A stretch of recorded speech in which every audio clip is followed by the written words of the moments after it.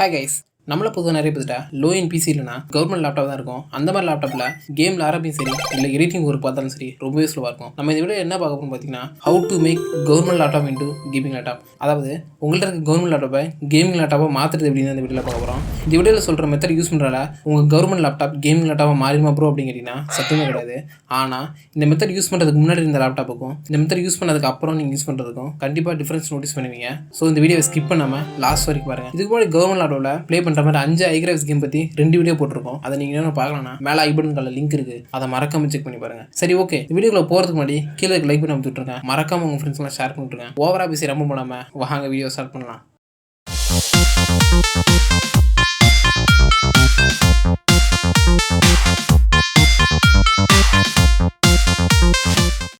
வீடியோவில் போகிறதுக்கு முன்னாடி சின்ன வார்னிங் மெசேஜ் சொல்லிடுறேன்.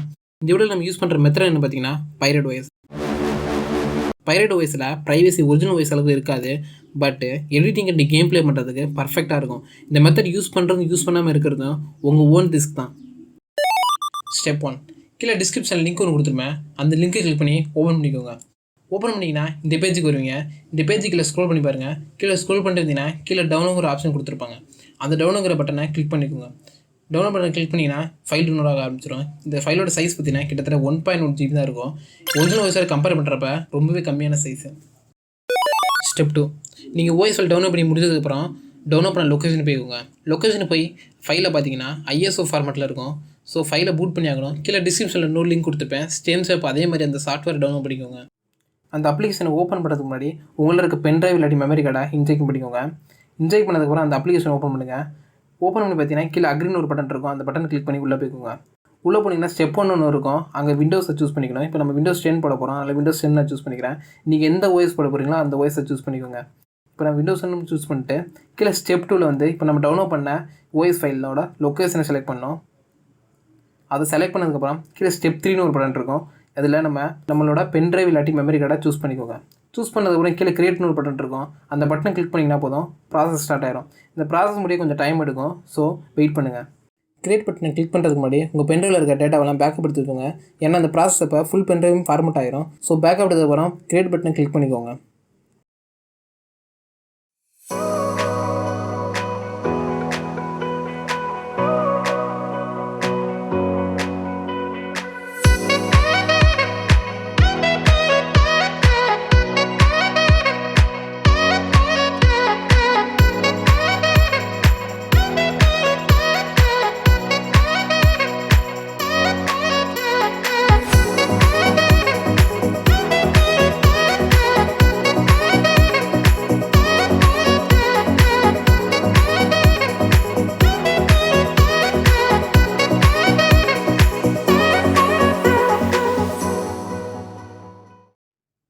பூட்டிங் ப்ராசஸ் கம்ப்ளீட் பண்ணதுக்கப்புறம் நீங்கள் பூட் பண்ண மெமரி கார்டு அல்லது பென்ட்ரைவை எஜெக்ட் பண்ணிக்கோங்க.